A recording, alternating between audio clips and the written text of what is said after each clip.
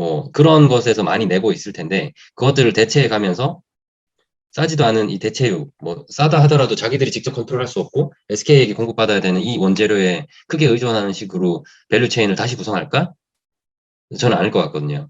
그러니까 네. SPC 삼립이 우리도 ESG, 비건, 친환경 이런 쪽 다 할 거야 라고 하면서 어떤 브랜딩 차원에서는 조금 같이 협력할 수 있으나 원래 자기들의 본업, SPC가 원래 뿌리 내리고 있는 기존의 음식료 사업에 큰 타격을 주지 않는 선에서 할 거라는 거죠.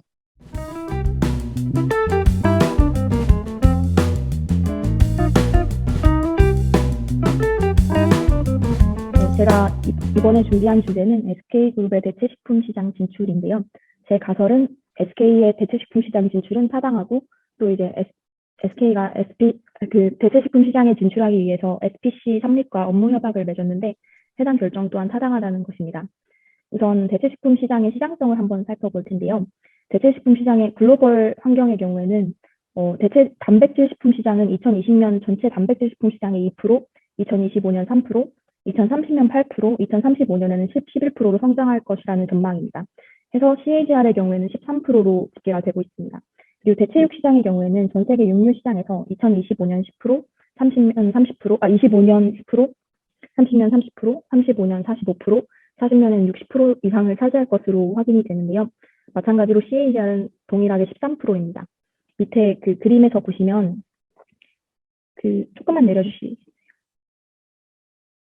네, 여기 보시다시피 이제 전체 육류 시장이 성장하고 있는 거에 비해서 대체육의 경우에는 훨씬 빠른 속도로 성장을 하고 있고 2040년에는 60% 이상을 차지할 것이라고 생각이 된다고 합니다. 밑에 조금만 내려주시면 그리고 이제 세계 대체식품 시장에서 지역별 점유 비중은 북미가 44.6%, 유럽이 28.8%, 아시아 태평양 지역이 18.1%, 기타가 8.5%로 가장 시장 규모가 큰 지역은 북미인데 시장 향후 성장률은 반면 아시아 태평양 지역이 12.2%로 가장 높은 것으로 확인이 됩니다. 이제 국내 시장 같은 경우에는 국내 식물 단백질 기반 대체식품 시장 규모는 2016년 기준 약 560억 원 정도인데 2026년까지 매년 15.7% 성장을 해서 2026년에는 2,407억 정도를 달성할 것으로 전망이 되는데요. 시장 규모는 아무래도 해외 시장에 비해서 좀 작지만 성장률이 굉장히 높은 편으로 확인이 됩니다. 아까 말씀드렸던 해외 대체식품의 CAGR은 13%인데 국내에서는 15.7%가 예상이 되는 바 있습니다. 그리고 이제 대체육 시장 같은 경우에는 2021년 8월 기준에 약 200억 원 정도의 규모로 확인이 되는데요. 전체 식물 단백질 기반 대체식품 시장의 2021년 규모가 1,161억인 것을 감안을 하면 약 17.2% 정도를 차지하고 있다고 할 수 있습니다. 네, 해외에서 판매되고 있는 대체육이랑 국내 대체육의 가장 큰 차이점은 맛인데요. 이제 여러 소비자 의견 또는 전문가 의견에 따르면 해외 시장에 판매되고 있는 대체육에 비해 국내 대체육은 맛과 질이 많이 떨어진다고 합니다. 그리고 이제 국내 식물 단백질 기반 대체식품이 판매되고 있는 채널을 보면은 주로 이제 B2B보다는 B2C가 비중이 좀 더 큰 것으로 확인이 되고 있습니다. 조금 내려주시면 제가 생각했을 때 대체식품, 특히 대체육을 구매할 타겟 고객층은 두 가지로 크게 나눌 수 있었는데요. 우선은 체형 관리와 근력 강화를 목적으로 대체식품을 섭취하는 인구인데 아무래도 대체육이 인공으로 만든 것이다 보니까 콜레스테롤이나 이제 지방 함량이 적게 만들 수가 있어서 단백질 보충제 시장만 해도 작년 6이 아닌 2019년에 637억 원 규모에서 2020년도 822억 원 규모로 29% 성장을 한 것처럼 최근에는 이제 체형 관리 근력 강화에 관심이 많이 쏟아지고 있는 추세라서 단백질 보충제를 대체할 만한 그런 단백질 섭취원으로서의 소비가 될 수 있을 것이라는 생각이 들고요. 또 두 번째로는 채식주의자들에게 비건 식품으로서 소비가 될 수 있을 것이라고 생각이 듭니다. 2008년도만 해도 국내 비건 인구가 15만 명에 불과했는데 2018년도에는 150만 명이 되었고 2020년 200만 명, 2021년에는 아마 250만 명을 달성할 것으로 추정이 되고 있는 상황인 만큼 한국의 채식 인구가 빨리 증가하고 있다는 것을 보실 수 있습니다. 그리고 이제 규제 관련해서는 아무래도 신사업을 진출하는 것이다 보니까 규제를 신경을 써야 하는데 이제 대체식품 같은 경우에는 환경 오염을 감소시키고 탄소 배출을 감소시킨다는 측면에서 오히려 규제보다는 보조를 받을 수 있는 측면을 띠고 있고요. 또 이제 좀 친환경적이라는 이미지를 통해서 ESG 경영 관련 좋은 브랜드 이미지를 확보할 수 있을 것이라고 생각이 됩니다. 그럼 우선 국내에서 대체식품을 판매하고 있는 경쟁자들을 한번 살펴보고자 하는데요. 롯데푸드의 경우에는 제로미트라고 하는 대두 추출 단백질 대체육을 이용한 제품 라인을 출시를 했습니다. 보시면은 너겟, 가스, 함박 등으로 구성된 그런 대체육을 판매 중인데요. 출시 2년 만에 누적 판매량이 12만 개를 돌파했고, 이제 개당 단가 평균으로 가정을 해서 계산을 했을 때는 매출이 한 8억 원 가량이 되었을 것으로 추정이 됩니다. 그리고 조금 내려주시면 이제 동원 F&B에서는 미국의 비욘드 미트와 독점 계약을 체결을 해서 미국에서 이제 콩, 버섯, 호박에서 추출한 식물성 대체육을 수입 판매를 하고 있는데 역시 2년간 누적 판매량이 15만 개 정도가 됐습니다. 매출이 10억 9,500만 원 정도로 추정이 되는 상황인데 여기서도 단언을 하긴 좀 어렵지만 앞선 그 제로미트와 비교했을 때 판매량이 더 많은 것을 보실 수 있습니다. 해외 제품과 국내 제품을 비교했을 때 해외 제품이 더 판매량이 많은 것을 보실 수 있습니다. 또 이제 농심에서 만든 떡갈비 탕수육, 패티 등으로 구성이 된 돼지가든이라는 제품이 있고요. 신세계푸드 같은 경우에는 플랜트 햄이라고 해서 이제 대체육으로 만든 햄을 이용한 샌드위치 또는 함박 밀박스를 스타벅스 매장에서 판매를 시작했다고 하는데 제가 이제 시식을 하려고 방문을 했을 때는 판매를 하고 있지 않았고 또 이제 문의를 했을 때는 최근에는 발주가 불가능한 상황이라고 합니다. 그래서 아직은 초기 단계라고 생각을 할 수 있을 것 같습니다. 그리고 이제 밑에 보시면은 다양한 스타트업 기업들이 대체 식품을 판매하고 있는데요. 비건팜, 또 지구인 컴퍼니, 또 밑에 보시면은 인테이크라는 다양한 이런 기업들이 가공한 이런 대체육을 이용한 식품을 판매하고 있습니다. 또 이제 대체육 이외에도 대체육을 제외한 다른 대체식품 중에서도 SPC 그룹이 이제 미국의 이저스트라는 회사와 제휴를 맺어서 저스트 에그, 저스트 마요, 저스트 드레싱 같은 제품들을 수입 판매하고 있고요. 한국 야쿠르트도 대체식품 관련 건강기능식품을 판매하고 있고 풀무원 같은 경우에는 두부면을 해외로도 이제 수출을 하고 있습니다. 또 이제 이런 것 외에도 밑에 보시면 롯데마트, 이마트, CU, GS25, 롯데리아 등 다양한 기업에서 비건 제품, 대체식품 제품에 관련한 많은 관심을 쏟고 있는 것을 보실 수가 있습니다. 그러면은 우선 안타깝게도 앞서 말씀드린 그런 기업들이 대체식품 관련 사업에 진출을 한 지 얼마 안 되거나 또는 이제 자료가 공개가 잘 되어 있지 않다 보니 이제 예상 매출액이나 시장 점유율 같은 거를 저는 찾지는 못했습니다. 그래서 우선은 다른 방면에서 한번 접근을 해보려고 하는데요. SK가 가지고 있는 대체식품 분야 경쟁력을 한번 살펴보도록 하겠습니다. SK는 예전부터 다양한 대체식품 관련 해외 기업에 투자를 해왔는데요. 대표적인 게 퍼펙트데이라는 기업인데 이 기업의 경우에는 대체식품으로 만든 아이스크림, 치즈, 빵 등을 판매하고 있고 이 기업의 SK는 약 1,200억 원 가량을 투자했습니다. 이외에도 이제 대체식품 시장 규모가 큰 북미나 중국 위주로 다양한 기업에 많은 투자를 한 것이 확인이 되었습니다. 앞서 보여드렸다시피 국내 브랜드가 판매하고 있는 대체식품은 주로 이제 양념된 형태를 띠고 있습니다. 탕수육이나 가스나 함박 이런 형태를 많이 띠고 있는데 아무래도 앞서 역시 말씀드렸다시피 맛이 없기 때문일 것으로 저는 생각이 되는데요. 앞서 보여드린 동원 F&B가 판매하는 햄이나 스테이크 같은 형태의 대체육은 국내 브랜드에서는 주로 생산을 안 하고 있는 것으로 확인이 되었습니다. 그렇지만 이제 양념은 주로 열량이 높기 때문에 체중 감량을 목적으로 대체식품을 구매하는 고객한테는 선호가 될 수 없는 그런 모습인 것으로 생각이 되는데 이제 SK가 80억 원 가량을 투자한 뉴트리스팜의 제품을 보시면 해외 제품은 주로 이렇게 양념이 되지 않은 요리에 넣을 수 있는 그런 형태의 소시지, 간고기, 패티 또는 스테이크 같은 제품이 다수 존재하고 있습니다. 그래서 이런 기술을 이용해서 만약에 고기와 유사한 맛을 내는 양념되지 않은 대체육 제품을 출시할 경우에는 저는 이제 체중 감량을 목적으로 대체육을 구매하는 고객들의 니즈를 충족시킬 수 있을 것이고 시장을 선점할 수 있을 것이라는 생각이 듭니다. 또 그것과 별개로 완성된 형태로 이제 한 끼 식사를 대체할 수 있는 그런 대체식품을 포함한 식단을 한 끼 단위로 포장을 해서 1인 가구를 겨냥하여서 판매를 할 때 이제 SK텔레콤에 요즘 많이 하고 있는 T구독 서비스의 뭐 일환으로 추가를 하게 된다면 T구독 서비스와의 시너지 효과를 기대할 수 있을 것으로 생각이 되는데요. SK텔레콤의 경우에는 T구독 가입자 수를 2025년까지 3,600만 명을 목표로 하고 있습니다. 현재 SK텔레콤의 통신 고객이 2,400만 명에 불과한 것을 생각하면 좀 높은 목표라고 생각이 되는데요. 해당 목표를 만약에 달성할 경우에는 구독 관련 매출이 연간 3조 2천억 원이 됩니다. 이렇게 되면은 이 T구독 관련 매출이 SK텔레콤의 전체 사업 매출 중 20%에서 30% 이상이 될 전망입니다. 그렇기 때문에 이제 성장이 좀 심체되어 있는 SK텔레콤 그 텔레콤 사업에서는 새로운 먹거리로 이제 구독 서비스를 이제 생각을 하고 이제 추진을 하고 있는 것 같은데 여기에 이제 미래 시장이 점점 성장하고 있는 대체식품 관련 카테고리를 추가를 한다면 시너지 효과를 줄 수 있을 것으로 저는 생각을 합니다. 그래서 아무래도 아까 보시면은 현재 대체육 시장 규모가 국내 200억 원밖에 되지 않은데 이미 SK가 퍼펙트데이에 투자한 금액만 해도 1,200억 원이 됩니다. 그래서 사실 이게 뭐 미래는 어쩔지 모르겠지만 지금 단계에서는 매출을 확보를 할 수 있느냐에 대한 그런 의문점이 있는데 만약에 구독 서비스를 위한 일환으로 생각을 한다면 나쁘지 않은 시도일 것이라고 생각이 듭니다. 또 이제 SK 주식회사와 SPC 삼립은 첫 협력 사례로 퍼펙트데이와 이제 미트리스 팜의 기술을 도입한 국내 대체식품을 출시할 예정인데요.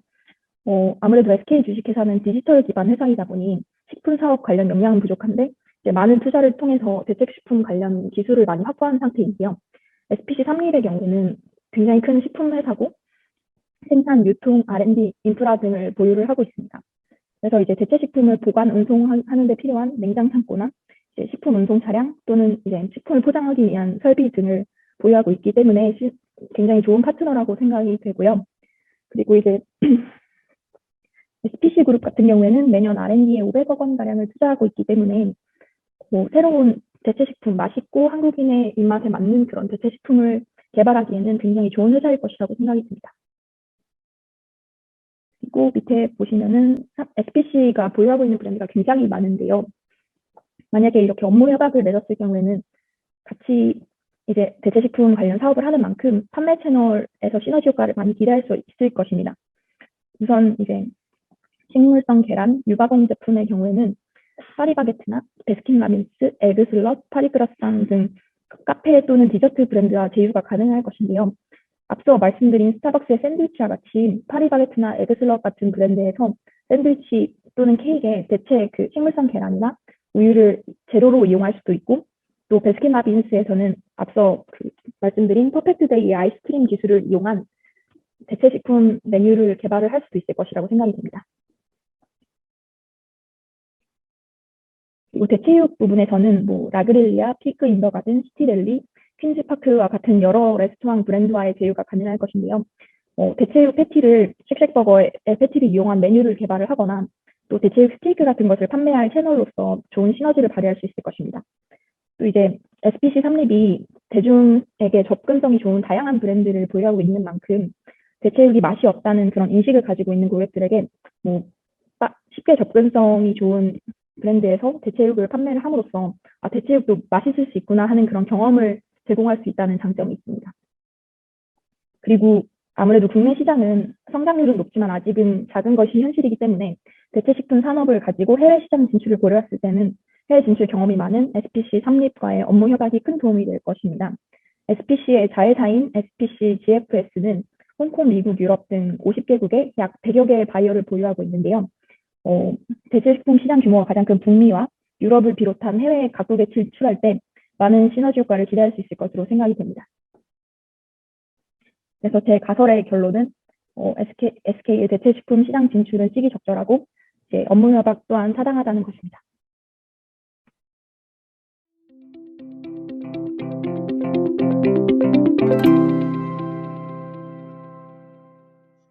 네, 되게 재밌는 인더스트리네요. 새로운 산업인 것 같아서.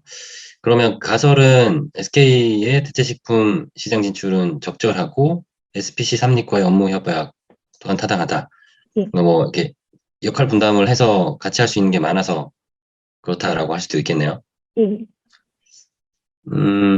SK가 대체식품 시장 진출을 혼자 해서 네. 혼자 여기서 플레이를 하는 거는 어떨까요? 제가 생각했을 때는 우선 SK가 많은 투자를 통해서 기술을 확보한 것은 사실이지만 이게 아무래도 식품인 만큼 유통도 일반 택배와는 다르게 뭐 냉동 탑차나 아니면은 냉장 식품 운송 차량을 이용을 해야 하고 또 이제 포장 관련 부분에서도 좀 공장 설비나 이런 것들을 새로 하기에는 투자가 좀 필요할 것이고 그 외에도 이제 SK가 식품 관련 경험이 없는 만큼 이제 국내 고객들이 선호하는 맛이나 뭐 디자인이나 뭐 이런 것에 대한 데이터가 많이 없을 것이라고 생각이 듭니다. 그래서 그것 외에도 SPC가 가지고 있는 해외 네트워크만 해도 업무 협약을 맺는 데는 충분히 가치가 있을 것이라는 것이 저의 생각입니다. 뭐 이것도 제가 그냥 건설적으로 챌린지를 해보자면 예, 뭐 일단 시장은 아직은 작잖아요, 그죠? 그리고 예, 시장 사이즈 봤을 때 아직 작은 것 같아요. 그러니까 아직 급성장하고 있진 않고 자, 앞으로 성장할 수 있는 시장이다, 커질 수 있는 시장이다 이렇게 보는 거죠. 예, 음, 시장이 작은 상황에서 그렇게 급하지 않은 것 같아요. 예, 대체육 시장이라는 게 전체 시장에서 메이저가 되는 시점은 2035년 이후, 그죠? 예, 뭐 이런 시점이라고 볼 수 있는데 이런 시점이라고 가정하게 되면 꼭 이렇게 급하게 들어가야 되나? 급하게 SPC와 뭔가를 해야 되나? 라는 생각을 할 수 있는 거죠. 왜냐하면 충분히 뭔가 없다면 그 갖춰서 올거닉하게 자체적으로 역량을 갖추는데 시간도 어느 정도 쓸 수 있다. 다만 지금 당장 팔로 개척 또는 어떤 조금 인기 상품을 만드는 거에 이제 어려움이 좀 있겠죠. 그런 역량이 없으니까 시행착오도 겪을 거고 그런 예, 거를 생각하면 SPC의 도움을 받는 거는 타당할 것 같아요. 근데 가장 결정적으로 큰 챌린지는 뭐냐면 조금 내려가서 우리가 기존의 SPC가 음식 관련된 사업을 많이 하고 있다는 거죠. 예, 근데 메이저하게 대체육으로 바꿀까? 여기에 있는 브랜드들을 통해서 SK가 주든 또 외부의 다른 대체육을 주든 SPC 삼립이 그 여기에서 담을 수 있는 여러 가지 원재료들 또는 음식들의 주요 재료들을 대체육 또는 그와 비슷한 지금 SK가 하려고 하는 사업군의 재료로 많이 바꿀 것인가? 한두 개 뭐 약간 시그너처 또는 시그너처까지 갈 것도 아니죠. 그냥 뭐 시험 삼아 이렇게 해볼 수 있을 거예요. ESG 이런 브랜딩 차원에서 의미 있게 예, 비건, 뭐 친환경, ESG 이런 걸로 얘기는 할 수 있겠으나 그들이 메이저하게 사업을 하고 있는 거를 침식하지는 않을 거거든요.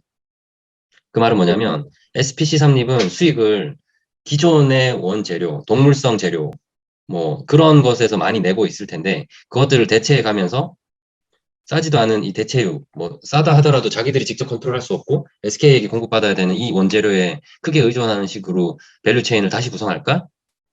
저는 아닐 것 같거든요.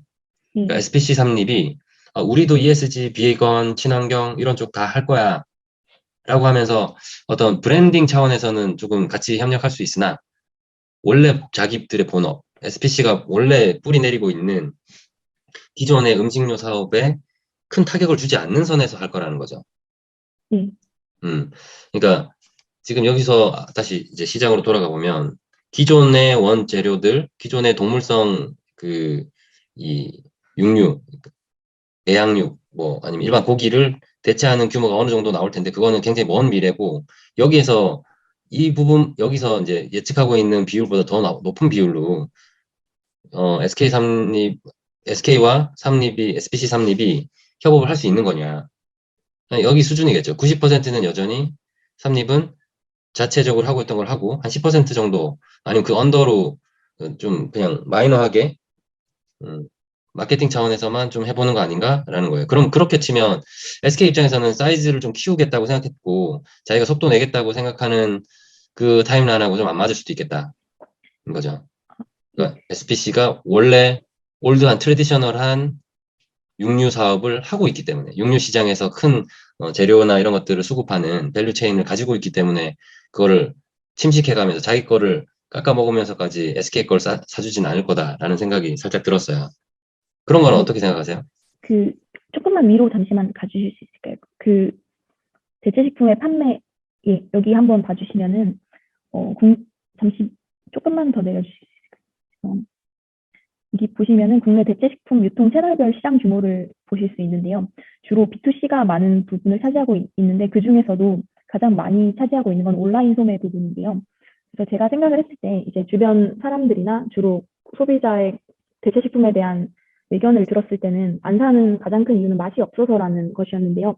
만약에 SK가 가지고 있는 해외 기술들을 이용해서 고기, 그 대체육을 실제 고기와 비슷하게 맛을 내는데 성공을 한다면 이것을 소비자들에게 이제 맛보게 해서 아, 대체육도 맛있을 수 있구나라는 경험을 제공하는 게 가장 관건일 것이라는 생각이 저는 들었습니다. 왜냐하면 그렇게 해야 이제 온라인 소매를 통해서도 많이 판매를 할 수 있을 거라고 생각을 했기 때문인데요. 그래서 물론 SPC가 기존 동물육을 이용한 사업을 크게 해온 만큼 그 밸류체인을 해치지 않는 선에서 조금 소량만 이제 대체육을 판매를 할 수도 있는 것은 사실이지만 SK가 가지고 있는 역량에는 없는 그 대중성이 좋은 많은 브랜드들에서 조금이라도 이제 대체육을 판매를 해준다고 하면은 다양한 이제 소비자들이 대체육을 맛보고 정말 맛있다는 것을 느끼는 것만으로도 저는 충분히 효과가 있을 것이라고 생각을 한 이유가 어차피 이제 나중에는 소매를 통한 구매가 가장 큰 비중을 차지할 것이기 때문에 경험을 제공하는 것 자체가 이제 의미가 있다고 생각을 했습니다.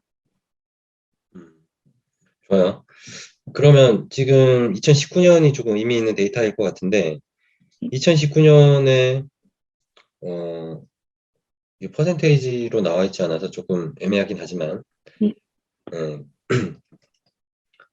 지금, 근데 이거 두 개 숫자가 비중이 아니죠? 근데 여기 전체하고 숫자는 좀 다르네.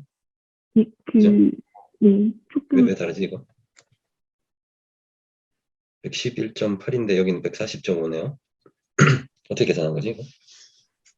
제가 이게 논문에 있던 자료를 가져온 것이라서 어떻게 계산한 것인지는 잘 모르겠어요. 오케이. 여기도 좀 다르네요, 그죠? 전체하고 여기도 좀 다르고. B2B, B2C 말고 다른 게 또 있나 봐요. 아무튼. 네, 근데 이 두 개만 비교해 봐도, 그러니까 지금 SK 입장에서는 B2B가 뭐겠어요? B2B가 B2B가? 이제 삼립에 판매하는 것일 그쵸. 것이라고 생각합니다. SPC 삼립일 거고, 그다음에 B2C는 여기 있는 많은 것들이겠죠. 편의점, 뭐 식료품점, 직수입, 그다음에 대형마트, 온라인마트, 뭐 이런 데서 고객들 사고 있다. 네, 그런 거죠. 그러면 살짝 이쪽 비중은 높아요. 근데 여기에 좀 도움을 받겠다는 거면 개발은 여기서 하고 판매 비중은 여기서 높여가겠다라고 얘기할 수도 있는 거네요. 그죠? 네, 근데 여기서 SK가 이렇게 직접 하려면 직접 역량이 있어야 되는 거죠. 네, 근데 아까 우리가 삼립하고 협력해서 좋은 점은 뭐냐면 얘네들이 해줄 거니까 그랬던 거예요. 이렇게 팔려 나가는 거거든요. 아, 네, 근데 제가 얘기 드렸던 거는 여기에서 이렇게 많이 넘겨주고 싶은데 여기 숫자만큼 46, 65. 그러니까 SK가 팔려고 하는 전체 100 중에서 한 40 정도는 여기서 이제 담당해 주길 바라는데 네, 여기서는 그 SPC 입장에서는 대부분이 90%가 기존의 육류고기 이길 바란다라는 거예요. 네, 대체육으로는 10%로 약간 구색만 갖춰놓고 왜냐하면 SPC가 이쪽에서의 엄청난 역량을 가진 게 아니라 그냥 원재료를 SK 계열사로부터 받아오고 자기들은 기존에 하던 것들처럼 요리법과 뭐 그 시즈닝과 토핑으로 그냥 약간 더 맛있게 만들어서 여기에 내놓는 거면 이렇게 하고 싶겠냐는 거지. 많이 팔게 되겠냐는 거예요. 본인들이 원래 파이프라인 내에서 원재료가 이만큼 들어오고 있는데 그걸 몇십 퍼센트씩 깎아 먹으면서 이걸로 대체하겠냐는 거죠. 이게 만약에 그냥 제3자한테 원재료가 들어오는 거면은 뭐 뉴트럴하니까 SK에서 받느니 얘네들한테 받느니 뭐 상관없다 우리는 양쪽에서 받아도 된다. 그래서 대체육이 쭉 증가할 수도 있어요. 삼립 입장에서 SK가 주는 게 오히려 더 수익이 좋아. 그냥 일반 육류 받으니까 이거 가격도 비싸고 별로야. 여기 받으면 친환경이고 ESG고 거기다가 가격도 싸. 원재료 입장에서. 그러면 괜찮은데 그렇지 않을 수 있다는 거지. 여기가 가격이 비싸고 여기가 싸다는 거예요. 전체 가격을 구성하는 데에서 SPC가 SK가 하고 싶은 만큼 세게 팔아줄 거냐 이걸 좀 큰 비즈니스로 가져갈 거냐에 대한 의문이 있는 거죠. 그런 조건이 만들어진다 그러면 SK는 삼립과 아주 좋은 파트너십을 하게 되는 건데 66 일반 육류나 뭐 아까 계란 쪽도 있었죠. 뭐 특정한 어떤 원재료들, 음식료들을 이 대체 음식으로 가져오는 거 대비 기존 거가 더 싸다 그러면 삼립 입장에서는 그 큰 비중을 늘리지는 못할 거라는 거지, 이쪽에서. 그런 상황에서 여기를 이렇게 가져와서 그러면 그냥 소매로 팔 수 있냐, SK가 직접. 또 그건 안 되잖아요, 그죠? 예. 그럴 거면 차라리 그냥 SK는 어차피 시간이 좀 걸려도 뭐 스타트업하고 파트너십을 하든지 또 다른 개별 음식점들하고 좀, 그 재료 공급 계약을 맺든지 해서 이 소매 판매에서 좀 더, 사이즈를 키워가는 게 더 타당한 거 아닌가라는 생각을 했던 거예요. 그렇게 아, 되면 네. 개별 레스토랑과의 계약으로 뭐가 되면 밀키트 같은 것들도 해서 여기 이제 여기 나오는 것처럼 편의점, 식료품점, 뭐 대형마트 또 이제 소품 이제 확장을 할 수 있는 거죠. B2C 쪽으로. 예. 그렇게 보면 좀 시간이 걸려도 SK가 직접 이런 것들을 다 관리하고 기획하고 실제로 공급할 수 있는 어떤 역량을 확보하는 게 더 타당한 거 아닌가라는 생각을 잠시 했었어요. 뭐 예. 사실 몰라요. 뭐가 더 많은지는 모르지만 어쨌든 SPC 삼립과 협력하는 게 타당하지 않다라면 근거는 뭐였을까를 생각한 거예요. 예. 예, 그 근거로 저는 이제 SPC가 적극적이지 않을 수 있다. 왜? 자기 원래 수익을 많이 내는 영역, 그러니까 고수익 영역의 어떤 제품군들은 건드리지 않고 그냥 애드온 하는 정도에서 끝날 거가 아니냐라는 거죠. 예. 음. 그래서 뭐 SK도 아마도 SPC 삼립과 그냥 제 느낌에서 좀 타당하게 했다 그러면 SK가 뭐 삼립과 협력했다 그러면 저는 개발 쪽에서 끝냈어야 되지 않을까. 예. 어차피 SPC 너네들 개발 되게 잘하니까 우리하고 좀 개발해줘. 그리고 우리가 판매할게. 이렇게 가면서 원재료 쪽에 밸류 체인을 가져가고 중간 개발은 SPC한테 좀 단기간에는 맡기고 그거를 생산하는 것도 좀 맡기고 최종 판매하는 거는 SK 브랜드로 판매하고 예. 그 나중에 개발과 생산 이쪽에 역량을 확보한 다음에는 이제는 우리가 알아서 할게라고 해서 이제 떨어져 나오는 뭐 이런 시나리오도 있지 않았을까.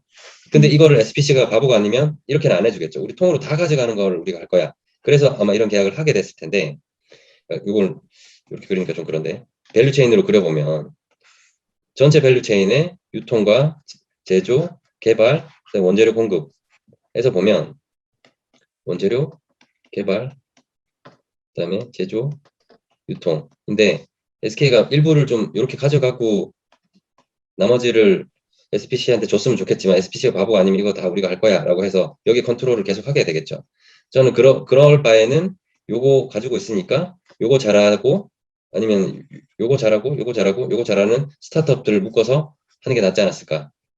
그리고는 그거까지 인수해버리는 게 낫지 않았을까. 또 예. 생각해 본다는 거예요. 예. 아니면 지금 SK가 원재료를 공급하고 있는데 SPC는 계속해서 요 영역만 담당하면서 계속해서 영속할 수 있는 파트너십인가 이것이 이렇게 이런 구도로 계속 갈 것인가 시장이 커졌을 때 예. SPC도 원재료를 공급하는 뭐 어떤 역량을 가져서 여기가 끊어질 가능성이 있는 거죠. 또는 SK는 개발, 제조, 유통 역량을 가지고 이제 독립하게 될 거고 예. 음. 시장이 작아서 일단은 서로 그렇게 안 해도 된다 뭐 일테지만 여전히 그 부분에서는 SPC가 적극적이지 않다. 유통도 제조도 개발도 적극적이지 않을 수도 있다라는 이슈는 남는 거죠. 예. 아무튼 뭐 그거는 그냥 챌린지를 위한 챌린지였었기 때문에 사실 뭐 답은 없어요. 내부적으로 어떻게 판단하고 있는지. 예. 시장이 생각보다 작다라는 게 조금 허들인 것 같아요. 이게 빨리 성장해줘야 이게 좀 큰 그 시장으로 갈 수 있을 텐데 예. 지금 사이즈가 워낙 작기 때문에 이게 고성장을 하는 것처럼 보이지만 13% 성장하는 거 보이지만 그래도 여전히 좀 음, 작지 않나? 그게 이제 2040년 뭐 이렇게 2035년 이렇게 돼야 좀 많이 커지고 있는. 음, 예. 그 대표님 혹시 국내 시장의 경우에는 지금 2021년 기준 200억 정도 규모인 게 대체육 시장의 규모인데 전 음, 세계 대체육 같은 경우에는 2025년에만 해도 143조 원을 달성을 할 것이라고 전망이 되고 있는 상황입니다. 그래서 음, 만약에 이제 국내에서는 뭐 다른 사업과의 시너지 효과를 누리는 정도에서 그치고 해외를 이제 목표로 해서 해외 진출을 목표로 한다고 가정을 하더라도 SPC와의 업무 협약이 그렇게 타당하지만은 않다고 혹시 생각을 하시나요? 그 부분은 SPC가 해외 채널이 굉장히 파워풀하다는 건 국내 사업자로서 파워풀한 거죠. 예. 근데 SK가 지금 해외 업체를 인수한 거잖아요. 예, 그런 거죠. 인수라고는 정확히 되어 있진 않은데 많은 금액을 투자한 것으로 확인돼요. 네, 그러니까 그 무슨 데이였죠? 퍼펙트 데이입니다. 네, 퍼펙트 데이하고 뭐 1,200억인가 이렇게 투자해서 예, 경영권까지 가지고 있는지 잘 모르겠지만 예, 그 회사가 만약에 어디에 소재 있는지는 잘 모르겠어요. 그 소재지에 따라서 그 해외 시장에 대한 페네트레이션 능력은 나름 있지 않냐라는 생각을 하는 거예요. 예, 근데 SPC가 가지고 있는 그 유통망, 해외 유통망의 비중을 한번 볼 필요는 있어요. 예, 저기 뒤에서 이제 SPC가 굉장히 해외 유통망이 좋습니다라고 얘기는 했지만 수치적으로 이게 매출의 상당 부분이 대부분 동남아에서 나온다라고 예, 한다면 대체육 시장이 지금 굉장히 커져 있는 데는 북미 또는 유럽일 텐데 예, 그 시장이 얼마나 페네트레이션해서 거기서 마켓시어를 가지고 있느냐 SPC가 SPC GFS가 예, 대부분 동남아일 거면 사실 그렇게 큰 기대를 할 수는 없는 거잖아요. 예, 이게 이제 두 개의 어떻게 보면 숫자 또는 방정식 곱해지는 효과가 있기 때문에 좀 조심을 해야 될 것 같은데 예, 이게 뭐냐면 좀 써보자면 SPC의 해외 사업 비중이라는 리스트가 있을 수 있어요. 북미 몇 퍼센트, 유럽 몇 퍼센트, 동남아 뭐 있을까요? 중국 뭐 이렇게 해서 쭉쭉쭉 각 권역별로의 해외 사업에서 나오는 어떤 유통망에서의 어떤 비중 그들의 쉐어가 있겠죠. 예, 전체를 많이 잘하고 있다고 하니까 그중에서 어디를 제일 잘하냐. 그랬는데 여기가 한 5% 되고 유럽도 한 7% 되고 어, 동남아가 한 40% 되고 중국도 그 정도 돼요. 막 30 몇 퍼센트 기타 예, 이렇게 있고 그래서 동남아와 중국의 거의 해외 그 채널에 7, 80%가 집중되어 있는 상황이라면 이거하고 곱해지는 마켓 현재 어떤 단기간에 2025년까지 커지는 대체육 시장의 마켓 사이즈가 동남아나 중국이 커야 의미가 있는 거죠. 예, 근데 그냥 가설적으로 생각해볼 때 여기가 컸다면 여긴 작고 예, 그러면 이제 이거 곱해가지고 SPC 덕분에 우리가 해외에서 잘할 수 있겠어 라고 했던 거는 없는 거죠. 예, 음, 이런 상황인지 아닌지는 한번 확인을 해봐야 될 것 같아요. 예, 실제로 우리가 어떤 문제를 이렇게 판단해 볼 때 단순히 해외 비중 굉장히 높습니다. 그래서 저 채널들을 이용하시면 해외 진출이 굉장히 쉬울 것 같아요. 라고 하지만 그 해외 시장이라는 게 굉장히 많이 잘게 나누어진다라는 거죠. 예, 그 숫자들이 어떻게 이제 나누어져 있고 그래서 실제로 각각 썸 프로덕트 했을 때 나오는 값이 어떤지는 한번 봐야 된다. 예. 그것까지 확인이 됐나요? 어떠세요? 그것은 제가 확인을 하지 못했습니다. 그런 정보까지 사실 나오진 않을 거예요. 근데 이 GFS의 뭐 사업 보고서나 정보들이 좀 있다면 어디에서 주로 매출이 나는지 확인할 수 있겠죠. 그죠? 예, 그래서 아니면은 뭐 매장 수라도 이렇게 나올 수 있으면 그것만 가지고라도 좀 프록시로 이제 어느 정도 게스메이션 할 수 있겠죠. 아, 대체로 판매 비중이 해외에서의 판매 비중이 이 정도로 나눠지는 것 같다. 그리고 대체육의 시장 사이즈 등. 음.